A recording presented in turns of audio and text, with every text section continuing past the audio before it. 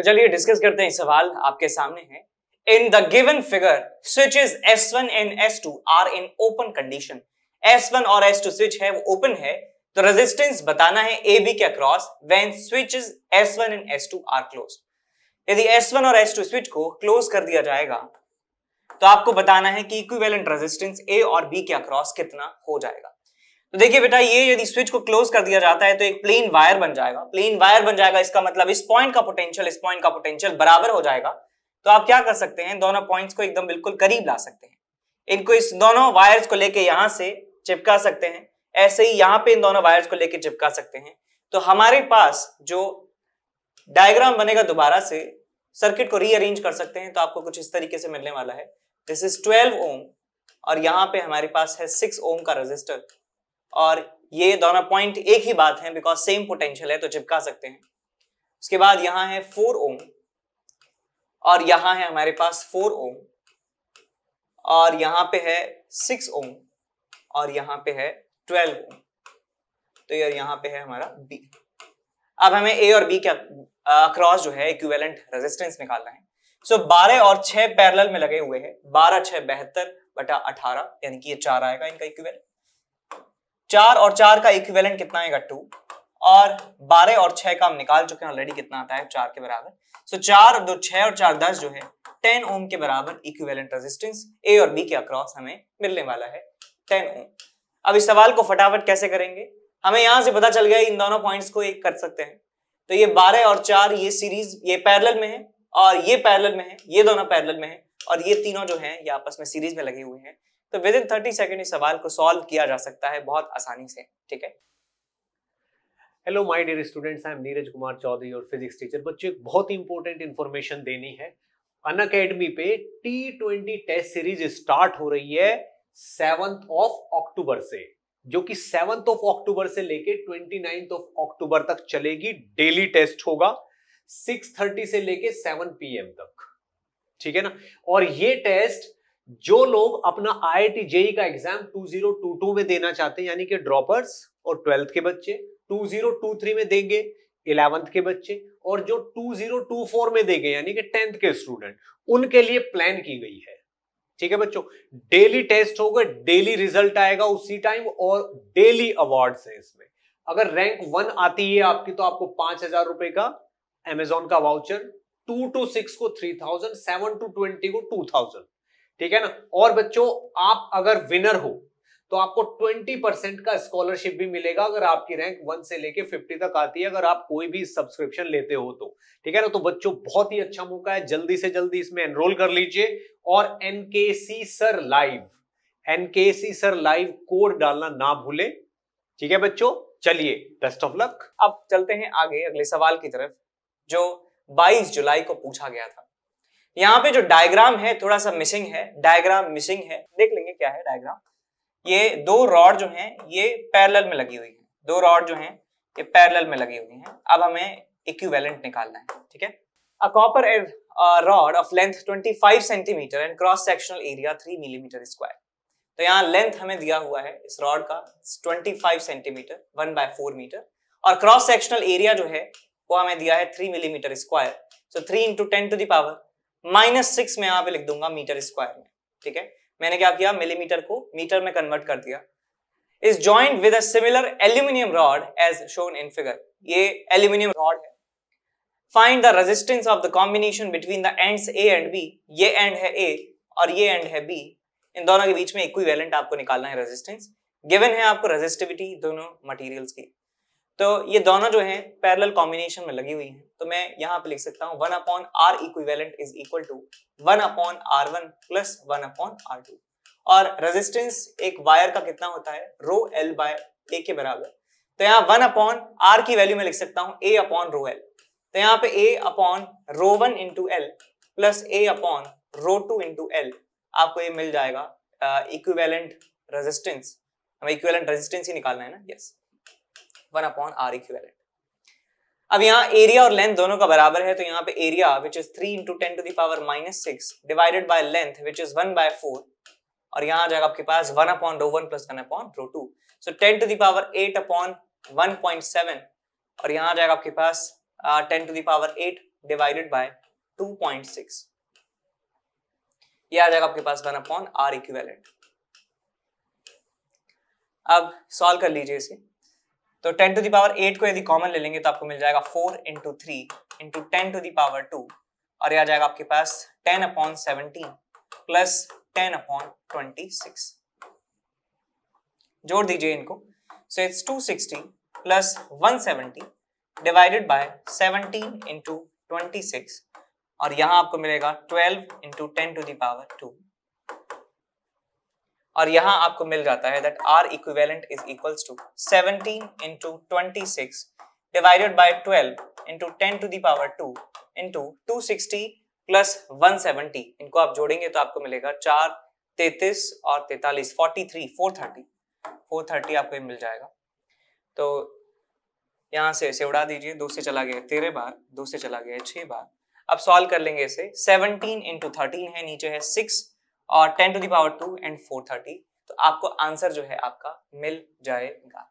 ठीक है, सवाल है हमारे पास ये, in an electric circuit a cell call लिख दिया यहाँ पे, cell of certain EMF provides a potential difference of 1.25 volt across a load resistance of 5 ohm. तो एक बैटरी है जिसका हमें कुछ अता पता नहीं है, अब सेल लिखा है तो उसका इंटरनल रेजिस्टेंस भी मान लेता हूं स्मॉल r के बराबर है E, और ये जो बैटरी है एक 5 ओम के लोड रेजिस्टेंस के ऊपर, एक लोड रेजिस्टेंस 5 ओम का है, उस लोड रेजिस्टेंस के अक्रॉस जो पोटेंशियल डिफरेंस देती है वो है 1.25 वोल्ट। तो यहाँ पे जो पोटेंशियल डिफरेंस है वो 1.25 वोल्ट के बराबर है, या इसे लिख सकता हूं मैं 5/4 volt. However, it provides a potential difference of 1 volt across a load resistance of 2 ohm. यदि इस बैटरी के अक्रॉस लोड रेजिस्टेंस लगाया जाता है, सेम बैटरी है और लोड रेजिस्टेंस हमारे पास है 2 ओम का, तो पोटेंशियल का जो डिफरेंस हमें मिलता है, पोटेंशियल का डिफरेंस वो मिलता है 1 वोल्ट के बराबर। तो बताना है कि यदि ईएमएफ ऑफ सेल कितना होगा, सेल का ईएमएफ बताना है कितना होने वाला है। तो पहले आप देखिए बेटा, यदि सर्किट में मान लेता हूं करंट I के बराबर है, सर्किट में करंट I के बराबर मान लेता हूं, I1 के बराबर मान लेता हूं, तो I1 की वैल्यू कितनी हो जाएगी, I1 की वैल्यू होने वाली है, इस रेजिस्टेंस में करंट कितना है I1 के बराबर, रेजिस्टेंस के अक्रॉस पोटेंशियल डिफरेंस है 5/4 और इसका रेजिस्टेंस कितना है 5, तो I1 की वैल्यू लिखी जा सकती है 5/4 डिवाइडेड बाय 5, तो 5 से 5 चला गया तो 1/4 एम्पियर आपको करंट मिल जाएगा पहले वाले पार्ट में। अब हम जानते हैं कि टर्मिनल जो रेजिस्टेंस है, टर्मिनल जो वोल्टेज होता है विच इज 1.25 वोल्टेज, वो किसके बराबर होता है E माइनस IR के बराबर। तो पहला वाला सेल जो कि एनर्जी दे रहा है, सो E minus I1 into R, ये किसके बराबर हो जाएगा 1.25 वोल्ट के बराबर, या 5/4 में ऐसे लिख सकता हूं।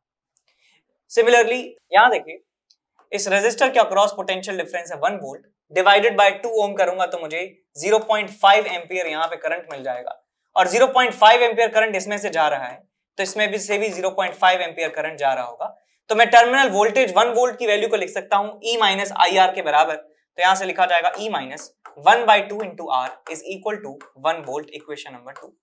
अब यहां से जो वैल्यू है E की, यहां से R की वैल्यू रख दीजिए, दैट E माइनस 1 इंटू 2, ये किसकी वैल्यू है, R की वैल्यू है, ये वैल्यू उठा के यहां रख दीजिए, ये वैल्यू उठा के यहां रख दीजिए, तो आपको मिलेगा E माइनस 1/4 इंटू R की वैल्यू है 2 times E minus 1, 2 times E minus 1 is equal to 5/4, is equals to 5/4। तो यहां से 2 कैंसिल आउट हो गया, और आपको मिलता है यहां पे 2 times E minus E plus 1 divided by 2 is equals to 5/4। So 2 से चला गया ये 2, और ये बन गया आपके पास E plus 1 is equals to 5/2, और E की वैल्यू आ जाती है 3/2 के बराबर। तो 1.5 वोल्ट उसका EMF रहा होगा। सो 3/2 को मैं क्या लिख सकता हूं, x/10 लिख सकता हूं, x/10 के बराबर कर दीजिए, 2 से गया 5 बार, x की वैल्यू आ जाती है 15 के बराबर, तो हमारा आंसर कितना आ जाएगा 15 के बराबर। ठीक, सवाल हमारे पास है 25 जुलाई को मॉर्निंग शिफ्ट में पूछा गया था। A parallel plate capacitor with plate area A, plate area है A, and distance of separation D is filled with a dielectric.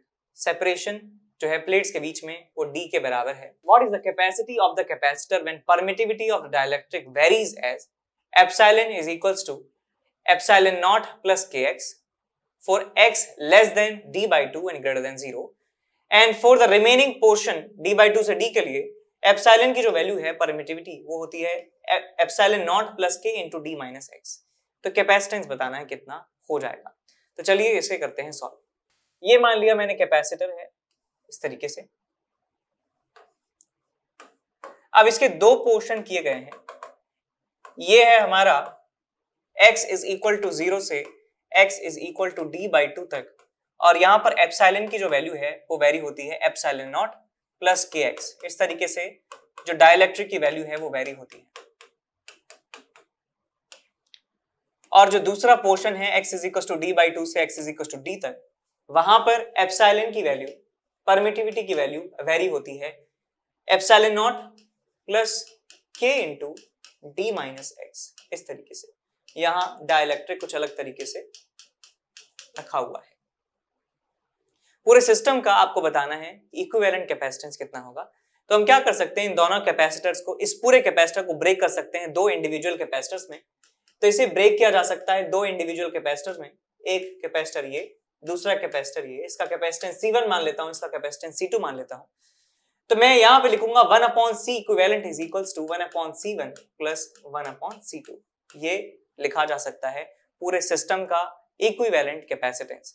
तो पहले मुझे 1/C1 निकालना होगा, फिर मुझे 1/C2 निकालना होगा, यानी इसका टोटल कैपेसिटेंस, फिर इसका टोटल कैपेसिटेंस, और उनका हमें समीशन करना होगा। तो मुझे 1/C इक्विवेलेंट मिलेगा, फिर वहां से C इक्विवेलेंट की वैल्यू मिलने वाली है। अब देखिए यहाँ पे हर एक जगह पर एप्सिलॉन की जो वैल्यू है वो अलग अलग हो रही है, तो मुझे यहाँ पे एलिमेंट वाला मेथड इस्तेमाल करना होगा।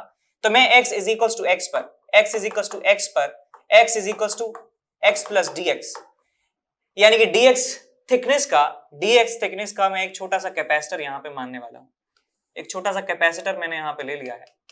इस कैपेसिटर का जो थिकनेस है वो dx के बराबर है। इसका छोटा सा कैपेसिटेंस dc के बराबर में मान लेता हूँ, वो होगा a epsilon not by D, k a epsilon not by D.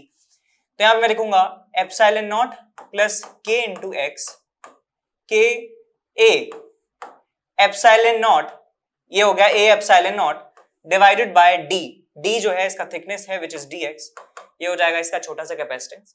तो 1/dc की जो वैल्यू है वो आ जाने वाली है आपके पास dx upon epsilon naught plus kx into a। अब यदि मैं दोनों तरफ इंटीग्रेशन कर देता हूं तो इसका मतलब ये होगा कि 1/dc 1/dc 1/c 1/c 1/c का समीशन, यानी कि ये जो एलिमेंट्स हैं, जितने भी एलिमेंट्स यहाँ पे मैं मानूंगा वो सारे एलिमेंट्स सीरीज कॉम्बिनेशन में लगे हुए हैं। तो मुझे टोटल कैपेसिटेंस इसका मिल जाने वाला है यदि मैं इस इंटीग्रेशन को सॉल्व करूंगा। तो यहाँ पे मैं 1/C1 को लिख सकता हूं, that 1/C1 is equal to integral of dx divided by epsilon naught plus kx into a, और लिमिट कहां तक लगेगी, x इज इक्वल टू 0 से x is equal to d by 2। Similarly दूसरे वाले कैपेसिटर के लिए लिख सकते हैं, सेम आएगा एक्सप्रेशन, बट ये एप्सिलॉन की जो वैल्यू है वो अलग हो जाएगी। तो यहां से आपको मिल जाएगा d बाई 2 से लेके d तक dx divided by epsilon naught plus k into D minus x, और यहां आ जाएगा आपके पास a। ठीक, बस आपको ये सॉल्व करना है, आपको देगा 1/C इक्विवेलेंट की वैल्यू। चलिए सॉल्व करते हैं इसको। यहाँ पे करिए इंटीग्रेशन, आएगा आपके पास 1/k, a तो ऑलरेडी बाहर है ही, ln of epsilon naught plus kx, a को मैं ऑलरेडी बाहर ले चुका हूं, लिमिट है यहाँ पे 0 से लेके d बाई 2, प्लस यहाँ पे kd माइनस kx है, kd माइनस kx, तो यहाँ पे आएगा -1/k into a ln of epsilon not minus kd minus kx, और लिमिट आएगी यहाँ पे d बाई 2 से लेके d के बराबर। ये आपको यहाँ पे रिजल्ट मिलने वाला है। अब लिमिट लगाइए यहाँ पे, तो आपको मिलेगा 1/ka ln ऑफ, पहले यहाँ पे d बाई 2 लिखा जाएगा, तो epsilon naught plus kd by 2 divided by epsilon not हो जाएगा। ठीक है, तो epsilon naught plus kd by 2 divided by epsilon naught, ये आपको मिल जाएगा 1/C1 प्लस 1/C2 की यदि बात करें तो ये -1/ka तो लिखा ही हुआ है, यहाँ आएगा ln ऑफ, पहले रखेंगे यहाँ पे d, तो kd यहाँ पे प्लस आएगा यहाँ पे d रखेंगे, अपर लिमिट रखेंगे, तो kd माइनस kd 0 हो जाएगा, तो यहाँ पे मिलेगा आपको एप्सिलॉन नॉट डिवाइडेड बाय, यहाँ पे वैल्यू यदि d बाई 2 रखते हैं तो आपको मिलेगा kd by 2 epsilon naught plus kd by 2। अब देखिए यहाँ पे माइनस है, यदि मैं माइनस को एब्जॉर्ब करा देता हूं तो ये जो है फ्लिप हो जाएगा, और फ्लिप हो जाएगा तो ये सेम बन जाएगा। सो 1 upon k ln this plus 1 upon k ln them same पलट जाएगा, तो आपको मिल जाएगा 2 अपॉन k को जोड़ देंगे तो मिल जाएगा ln of 2 epsilon naught plus kd divided by 2 epsilon naught. ये आपको यहाँ पे रिजल्ट मिलेगा which is equal to 1 upon c equivalent. तो c इक्विवेलेंट की जो वैल्यू है आपको मिलने वाली है c equivalent is equal to ka divided by 2 times ln of 2 epsilon naught plus kd divided by 2 epsilon naught. ठीक है, ये रिजल्ट आपको मिलेगा। ये चीज समझ में आ गई ना, क्या किया मैंने, माइनस को एब्जॉर्ब करा दिया इसको, तो ये फ्लिप हो जाएगा, फ्लिप बन जाएगा तो बिल्कुल इसका बिल्कुल सेम ये बन जाएगा एक्सप्रेशन। तो this expression plus again this expression, तो हमने 2 टाइम्स कर दिया इसे, तो आंसर आएगा ka अपॉन 2 ln। ऐसा ऑप्शन चेक करिए, ka upon 2 ln 2 epsilon naught plus kd by 2 epsilon naught, तो बी ऑप्शन जो है यहाँ पे लहराहा है, यही हमारा आंसर हो जाएगा। अगले सवाल की तरफ चलें। सवाल हमारे पास है ये, जेईई मेन 25 जुलाई मॉर्निंग को पूछा गया था। In the given figure, there is a resistance, there is a circuit of potentiometer of length AB is equals to 10 metre. तो यहाँ पे जो 10 मीटर का वायर लगा हुआ है AB, resistance per unit length is 0.1 ओम पर सेंटीमीटर। इस वायर के लिए रेजिस्टेंस पर यूनिट लेंथ भी दिया है। Across AB, a battery of EMF E and internal resistance R is connected। Battery connected है साथ में। The maximum value of EMF measured by this potentiometer is equal to, तो maximum value बताइए इस potentiometer से कितनी मेजर की जा सकती है। तो हम ये जानते हैं कि ये हमारा प्राइमरी सर्किट है, साफ दिख रहा है ये प्राइमरी सर्किट है, प्राइमरी सर्किट, और ये हमारा सेकेंडरी सर्किट है। जिस ईएमएफ की वैल्यू मेजर करनी होती है उसे सेकेंडरी सर्किट में जोड़ा जाता है, और इस जॉकी की सहायता से हम बैलेंस पॉइंट ढूंढने की कोशिश करते हैं। जैसे जैसे हम ए से बी की तरफ जाएंगे, पोलैरिटी से देख सकते हैं कि पोटेंशियल डिफरेंस जो है इन दोनों पॉइंट्स के बीच में वो बढ़ता ही जाएगा पोटेंशियल डिफरेंस। तो मैं कह सकता हूं यदि हमारे पास इस जॉकी को यदि मैं बी पे रख देता हूं, तो ए और बी के बीच में, या कह सकता हूं जॉकी और ए के बीच में पोटेंशियल डिफरेंस जो है वो मैक्सिमम होने वाला है, और उतना ही मैक्सिमम ईएमएफ की वैल्यू ये मेजर कर सकता है। यदि उससे ज्यादा ए और बी के अक्रॉस जो पोटेंशियल डिफरेंस है उससे ज्यादा यदि पोटेंशियल डिफरेंस ये जनरेट करता है तो बैलेंस पॉइंट आपको मिलेगा ही नहीं। ऐसे समझिए, और कि हम ये लिखते हैं जब भी हम बैलेंसिंग कंडीशन लिखते हैं, ये मान लीजिए इस पूरे सर्किट में 0 हो जाता है करंट, तो हम लिखते हैं कि E जो यहाँ पे सेकेंडरी सर्किट में ईएमएफ लगा है is equal to lambda which is the potential gradient into ये बैलेंसिंग लेंथ लिखते हैं which is the length AJ। और हम जानते हैं कि ये जो आपके पास पोटेंशियल ग्रेडियंट होता है, वो पोटेंशियल ग्रेडियंट क्या होने वाला है, तो आप कह सकते हैं कि potential across AB divided by total length कितना है उसका, कैपिटल L इंटू AJ। ये है E की वैल्यू। अब देखिए बेटा, ये वैल्यू जो है वो कांस्टेंट है इस पूरे वायर के लिए। हमें ये वैल्यू मैक्सिमम करनी है कि मैक्सिमम EMF जो है मेजर कर सकें, तो आपको AJ को मैक्सिमम करना होगा। AJ को मैक्सिमम कितनी वैल्यू हो सकती है, AJ की मैक्सिमम वैल्यू हो सकती है B के बराबर, तो आपको यहाँ पे मिल जाएगा ये L के बराबर। तो ये L लेंथ है, L से L चला गया, तो मैक्सिमम EMF जो आप मेजर कर सकते हैं which is potential difference across wire AB। तो AB वायर के अक्रॉस पोटेंशियल डिफरेंस जितना होगा उतना ही आप मैक्सिमम EMF यहाँ पे मेजर कर सकते हैं। अब वो निकालने के लिए क्या कर सकते हैं कि पूरे वायर, इस प्राइमरी सर्किट को देखिए, प्राइमरी सर्किट क्या कहता है आपसे कि यहाँ पे EMF है 6 वोल्ट का, यहाँ पे एक बैटरी है 20 ओम की, और एक पूरा बड़ा वायर लगा हुआ है 10 मीटर का। 10 मीटर कितने सेंटीमीटर हो गए, 1 मीटर में 100 सेंटीमीटर, तो 1000 सेंटीमीटर ये हो जाते हैं। 0.1 से मल्टीप्लाई कर दीजिए तो आपको मिल जाएगा 100 ओम इसका टोटल रेजिस्टेंस 100 ओम आपको मिलेगा। तो मैं यहाँ से करंट की वैल्यू बता सकता हूँ, current is equal to 6 upon 120, ये एम्पियर में करंट आपको मिल जाएगा। और इस करंट को यदि मैं इस रेजिस्टेंस से मल्टीप्लाई कर दूं IR, तो आपको ये पोटेंशियल डिफरेंस मिल जाएगा। सो VAB की वैल्यू होने वाली है 6 अपॉन 120 इंटू 100। तो ये 0 से 0 गया, 6 से गया है 2 बार, 2 से गया है 5 बार, तो 5 वोल्ट के बराबर जो है ये पोटेंशियल डिफरेंस होने वाला है A और B के अक्रॉस, और वही हमारा आंसर हो जाएगा 5 वोल्ट। तो A ऑप्शन जो है उसे आप टिक कर दीजिए।